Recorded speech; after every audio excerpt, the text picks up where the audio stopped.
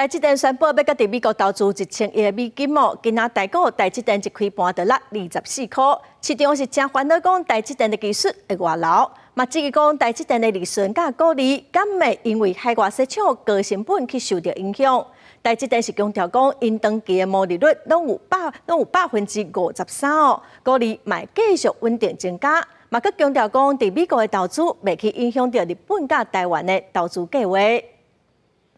台积电宣布增加1000亿美金投资美国先进半导体制造，是真受到市场的注意。这是台股台积电开盘是落24块，中来到996块，失守1000块的大关。台股的大盘嘛未报捷，中时来到上价22359点，落尾48点。面对台积电这条美国史上规模上大的单项外国直接投资案，市场的反应力度真大。的规模以及在投资的内容上都比原先市场预期那么还要来得大，那么等于台积电一次性的满足美国川普总统那么他的一个要求。专家分析，这项加大的投资案有机会避免美国总统川普对台湾晶片扣关税，另外扩大在美国的投资，嘛会当有效来压制竞争对手，进一步享有美国的水电资源。不过，投资案强调提升美国制造，而且投资的工厂会愈来愈先进，暗算美商的设备和材料厂会优先受惠。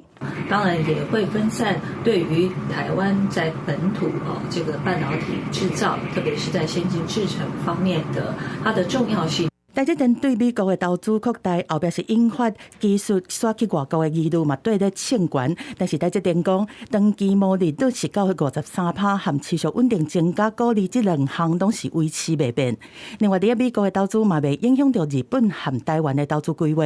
海外的投资或者在国内的投资，我想每一个企业都会审视他自己的这个能耐或者他的需求。台湾完全有价值，台湾变成是全球大家瞩目的这个焦点。行政院长杜英泰嘛强调，台积电群留台湾，继续壮大台湾，是国家、政府和产业界的共同立场。不过，专家嘛表示讲，台积电在美国第1摆的先进封装投资，嘛会完善美国国内 AI 供应链，后壁影响阁需要长期来观察。公司新闻综合报道。